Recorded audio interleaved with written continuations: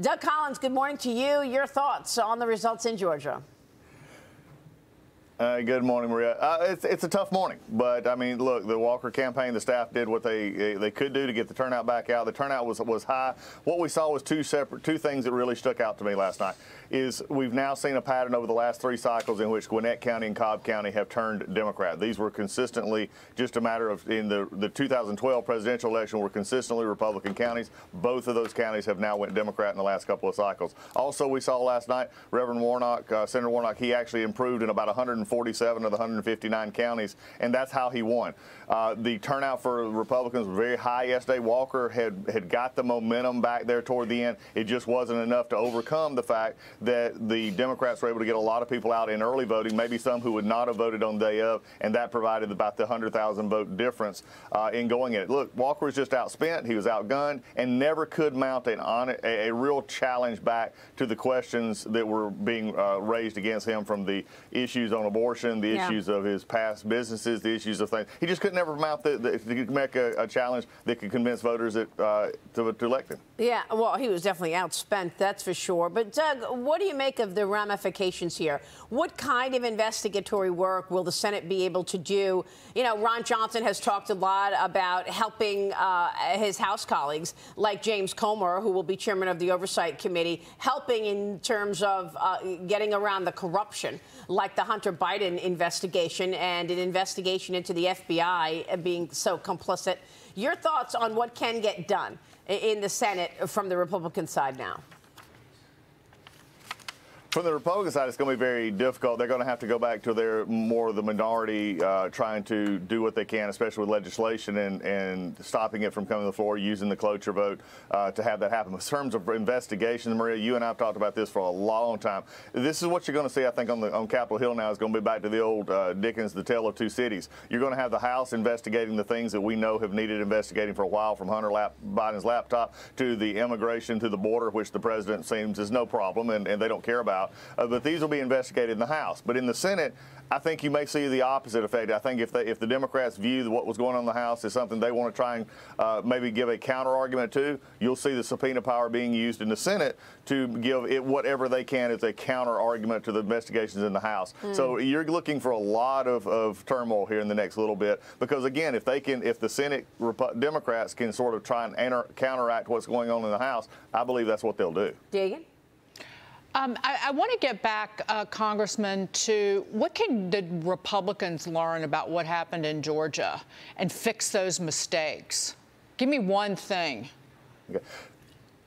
Well, one thing is to realize that we did it 4 weeks ago. Everybody in the state won except this race of Herschel Walker and Raphael Warnock. Part of this has to go back to the campaign and the candidates and not being able to overcome the negative messages. I do not buy the line that Georgia is a purple state, even to the point that it's going to flip all the time. We won the other races in Georgia by multiple points. And so I think what we have to do is we've got to turn our voters out. We've got to have a consistent message, and we got to realize that the basics still matter. Just like in football, baseball, and everything else, the turnout, money, and a message that resonates are still important. And unfortunately, the Walker campaign was not able to do that.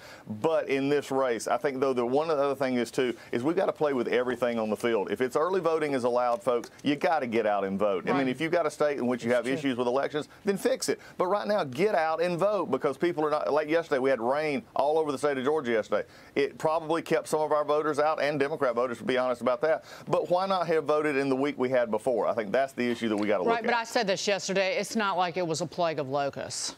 You know, it was rain.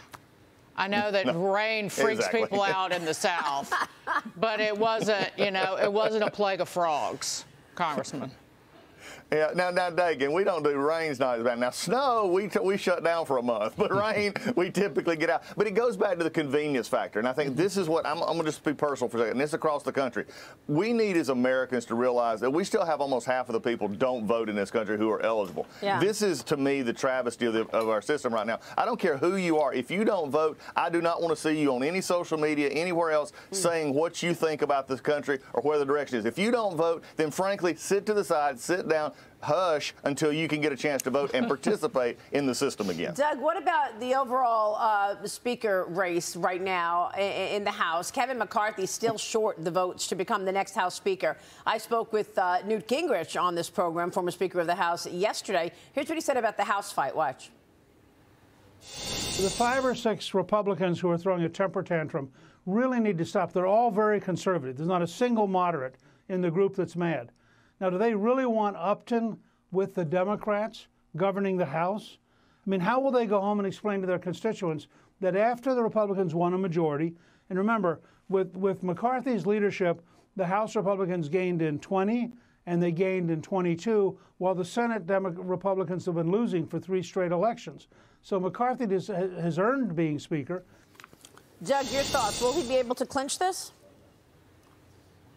I think he will. Look, we've got to fix this. Okay, McCarthy is in the best position to gain the final votes needed. But I think, one, I disagree on a couple of points. Number one, Republicans have been doing this for the last almost 5, 6 election cycles with the speaker vote. It's become a play to get something that some members of the body, of the caucus want. Kevin McCarthy needs, I think, to sit down with these folks, figure out if they can. I believe there's more than 5 or 6. I think that's one issue. But also this threat of it becoming a Democrat speaker, that is just, I just don't see happening right now because there's other ways. These folks who know how they can keep him from becoming speaker, not giving it to the Democrats. But here's what's got to happen. We've got 222 votes coming into this new Congress. 218 makes laws. If you don't have 218, you make speeches. Which would the Republicans rather do, make speeches or make laws? I think we've got to understand a governing body being as conservative as we possibly can be is the #1 goal right now, because you don't have the Senate, you don't have the presidency. What we've got to do is push for a consistent conservative message, which means we don't always get what we want, but instead of sitting on the sidelines and just fighting about it, we've got to realize if you don't have the votes, you don't make law. It's time for us to understand that. Kevin's got to either cut a deal, these folks have got to understand, either put somebody up that you got, if they don't, put Kevin in there, and then hold him accountable. Doug, thanks very much. Great to see you this morning.